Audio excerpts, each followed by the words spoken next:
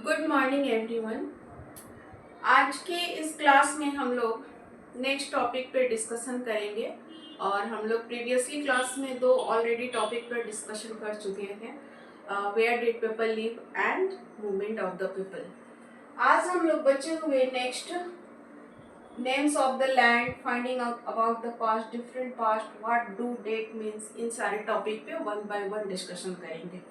तो चलिए शुरू करते हैं। Names of the land. ये जो हम लोग का देश इंडिया है, जो अभी हम लोग इंडिया कहते हैं, भारत कहते हैं, हिंदुस्तान कहते हैं, इसका नाम वैसे मतलब कैसे रखा गया, कौन रखे थे, तो इसके बारे में पता लगाते हैं। ये देखिए, सबसे पहले ये जो इंडिया का जो आप लोग मैप देख रहे हैं, इसके बाहर अरेबियन सी, इंडियन ओशन और बे ऑफ बंगाल, इधर का जो एरिया है, ये जो एरिया है ये सारे समुद्र से घिरा हुआ था। और इधर का जो नॉर्थ ईस्ट का जो एरिया है ये हिमालय से घिरा हुआ है। तो और ये जो नॉर्थ वेस्ट है, इधर इधर एक है, जैसे बाहरी जो फ्रंटियर है वो हम लोग के कंट्री में इंटर कर सकते थे, लेकिन बाकी जो बचा हुआ पार्ट है वहां से इंडिया में इंटर करना बहुत मुश्किल था, क्योंकि ये देखिए अरेबियन सी है, इंडियन ओशन है, बे ऑफ बंगाल है, हिमालय है, इसकी वजह से इंडिया में वो लोग इंटर नहीं कर पाते थे। और जमीन के रास्ते से सिर्फ इसी साइड से वो लोग इंटर कर सकते थे, अदर कंट्री के लोग। तो ये बाहर के जो फ्रंटियर थे, जब इंडिया में आए तो इस साइड पे आके वो लोग सेटल्ड हो गए। ठीक है, तो इधर से कौन है, ईरानियन और ग्रीक आए। तो ईरानियन और ग्रीक जब इधर आए तो इस लैंड को क्या बोलने लगे, हिंडोस और इंडोस। ठीक है, यहाँ देखिए India comes from the word Indus. ये जो इंडिया है ना वो इंडस से आया है, इंडस से निकल के। इंडस मतलब सिंधु। सिंधु एक संस्कृत नाम है जिसको हम लोग इंडस भी कहते हैं, और इंडस से क्या आता है, इंडिया निकल के आता है। और ईरानियन और ग्रीक जब आए तो वो ऑलरेडी ही फैमिलियर थे सिंधु से, सिंधु नदी से ऑलरेडी, मतलब सिंधु नदी को ऑलरेडी जानते थे। और उसके कारण क्या किए, इस वाले एरिया का नाम वो लोग क्या रख दिए, हिंदोस और इंडोस। वो लोग इंडिया को हिंदोस और इंडोस करके बुलाते थे। तो इसी तरह से इंडस के ईस्ट वाले एरिया, ईस्ट वाले लैंड का नाम पड़ गया इंडिया, जिससे पूरे भारत को इंडिया कहा जाने लगा। देखिए, और एक भारत जो वर्ड है, group of the people living in north west, ये ग्रुप ऑफ पीपल को बोला जाता था जो नॉर्थ वेस्ट में कुछ लोगों का ग्रुप रहता था जिसे भारत कहा जाता था। और इसका भारत वर्ड का मेंशन ऋग्वेद में है। तो ये भी भारत को भी इंडिया कहा जाने लगा बाद में। तो आई होप आप लोग समझ गए होंगे कि हम लोग के लैंड का नाम सबसे पहले कौन रखे थे, कौन आए थे, ग्रीक और ईरानियन आए थे और इस इंडिया को इंडोस और हिंडोस कहने लगे थे। और सिंधु क्या संस्कृत वर्ड है, और इंडस से इंडिया वर्ड निकल के आई है। इतना समझ ले। चलिए, नेक्स्ट टॉपिक है finding out about the past. अब इसमें है कि हम लोग पास्ट के बारे में कैसे जाने, ये जो जितना भी इंफॉर्मेशन है, लोग कहाँ कहाँ रहे, जैसे सुलेमान किर्थर हो गए, नर्मदा रिवर, गंगा, इंडस, गारो, विंध्यास, ये सारे जगहों पर लोगों का सेटलमेंट हुआ। आखिर हम लोगों को कैसे पता चला कि हमारे लैंड का नाम इंडिया पड़ा। तो ये सब चीज हिस्टोरियन के द्वारा पता चला। हिस्टोरियन ने बहुत सारे सोर्सेस इकट्ठा की, लेकिन हमारे इस एनसीईआरटी बुक में सिर्फ 3 ऐसे सोर्स का नाम दिया हुआ है जिससे पता चला कि कहाँ कहाँ लोग सेटल्ड हुए और उन्होंने इस लैंड को क्या नाम दिया। ठीक है, तो कौन कौन से, एक था मैन्युस्क्रिप्ट, यहाँ पे एक था मैन्युस्क्रिप्ट,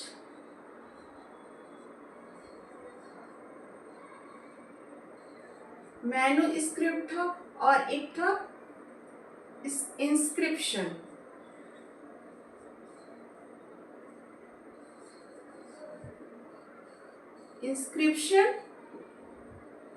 और एक आर्कियोलॉजिस्ट था, और थर्ड था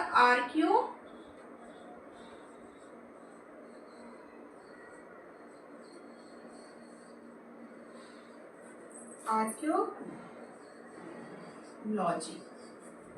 ये तीन ऐसे सोर्सेस थे, तीन ऐसे वे थे जिससे पता लगा कि हमारा पास्ट क्या था।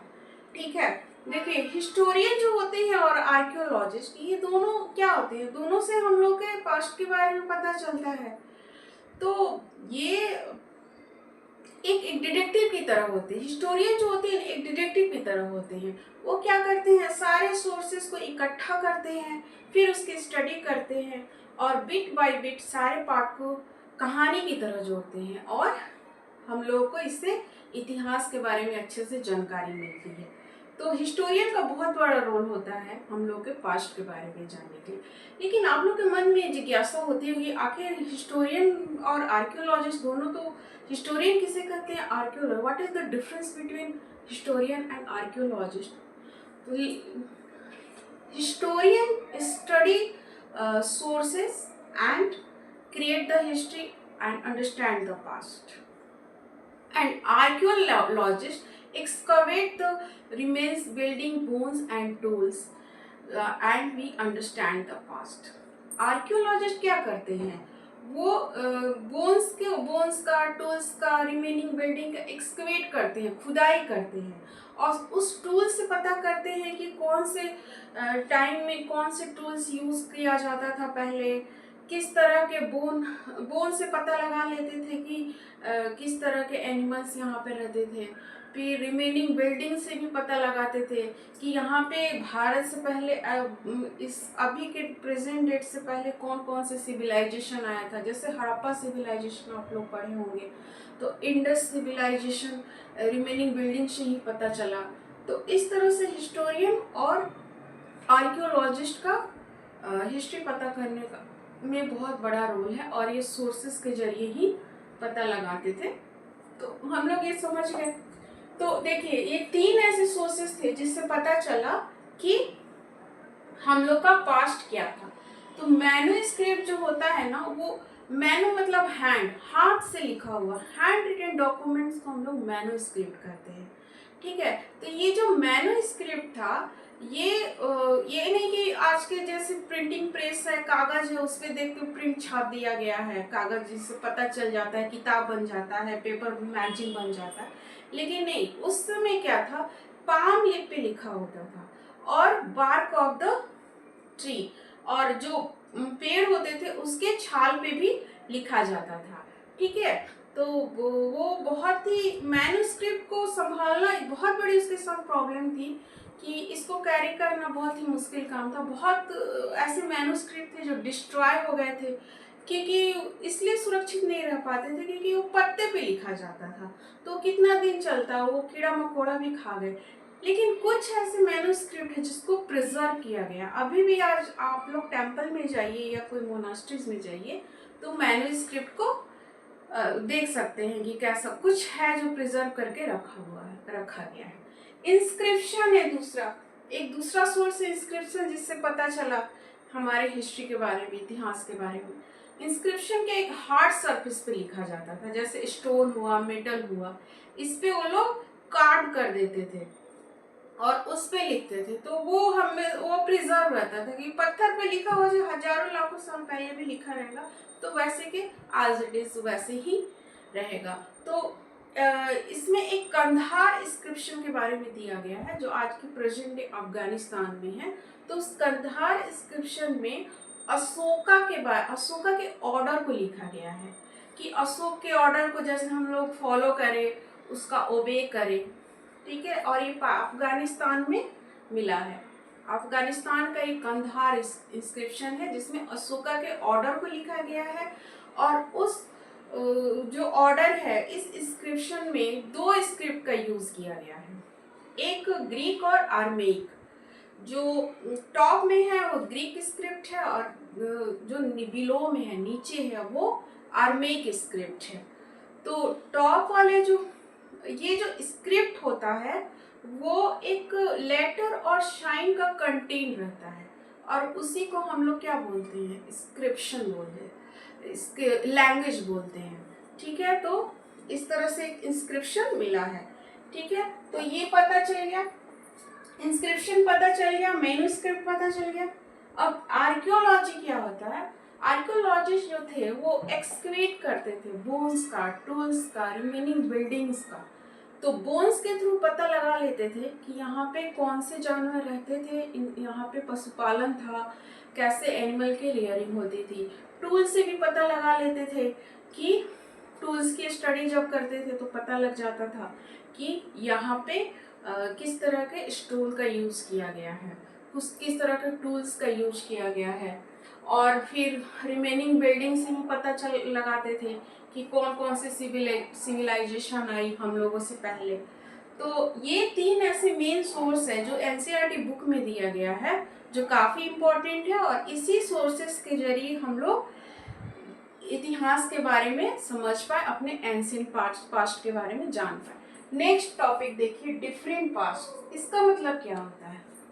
डिफरेंट पास्ट मतलब हुआ कि उस समय देखिए रूलर का लाइफ स्टाइल, रूलर की जीवन शैली और ऑर्डिनरी पीपल की जीवन शैली, ये दोनों में बहुत अंतर था।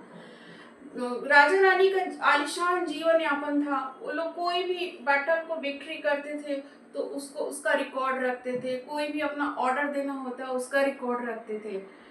और ordinary people like farmer, herder, craft person, merchant, इन लोगों का कोई रिकॉर्ड ही नहीं होता था। तो इन लोगों के हिस्ट्री को फाइंड करने के लिए आर्कोलॉजिस्ट क्या करते थे, वही सारे टूल्स, बोन्स, रिमेनिंग बिल्डिंग को एक्सकवेट करके स्टडी करते थे, जिससे पता चलता था कि ऑर्डिनरी लोग कैसे रहते थे। तो ये दिखाता है कि ये डिफरेंट पास्ट था लोगों का, एक जैसा आम लोगों का जीवन अलग था और राजा रानी लोगों का जीवन अलग था, तो इसलिए डिफरेंट पास्ट हो गया। अब नेक्स्ट एंड लास्ट टॉपिक है, व्हाट डू डेट मीन्स। मतलब इस डेट का क्या मीनिंग है? जैसे हम लोग बोलते हैं ना, हम 4700 BC, 2500 BC, या बोलते हैं कि 600 AD। तो ये BC और AD क्या है? ये BC, AD ये सब क्या है, क्यों बोलते हैं? तो देखो, BC stands for before crisis and AD stands for anno domini. ये जो BC AD जो है ना, पहले क्या था, कैलेंडर नहीं था। तो उस समय हम लोग कैसे फाइंड करेंगे कि ये जो कुछ भी एविडेंस मिलता था वो कितने साल पुराना है, कितने टाइम पीरियड पहले का है। तो उसको फाइंड करने के लिए हम लोग जीसस को, ईसा मसीह को एक रेफरेंस मान लिए, उनके जन्म को, ईसा मसीह के जन्म को एक रेफरेंस मानकर टाइम पीरियड का कैलकुलेशन करने लगे। जैसे ये है यहाँ पे जीसस का जन्म मान लिए, तो इधर वाले टाइम को हम लोग BC का नाम दे दिए और इधर वाले टाइम पीरियड को हम लोग AD नाम दे दिए। ठीक है, तो ईसा मसीह के जन्म के पहले जितने भी टाइम पीरियड हुए उनको BC से डिनोट किया जाता था, और ईसा मसीह के जन्म के बाद जितने भी टाइम पीरियड हुए उनको AD से डिनोट किया जाता था। ठीक है, और BC को BCE, बिफोर कॉमन एरा भी बोला जाता है, और AD को CE, कॉमन एरा भी बोला जाता है। ठीक है, तो इस तरह से BC AD ऐसे हम लोग किसी भी टाइम पीरियड में लिखते हैं, ईसा मसीह को रेफरेंस मानकर, ईसा मसीह के जन्म को रेफरेंस मानकर। तो आज इस पूरा चैप्टर कंप्लीट हो गया और हम लोग 1 बाय 1 टॉपिक का डिस्कशन भी कर लिए। तो मुझे लग रहा है कि आपने सारे टॉपिक को अच्छे से समझ गए होंगे आप लोग। तो नेक्स्ट क्लास में हम लोग चैप्टर 2 पढ़ेंगे, और आप लोग के लिए एक होमवर्क है, इसके जितने भी क्वेश्चंस आंसर है वो करना है। ठीक है।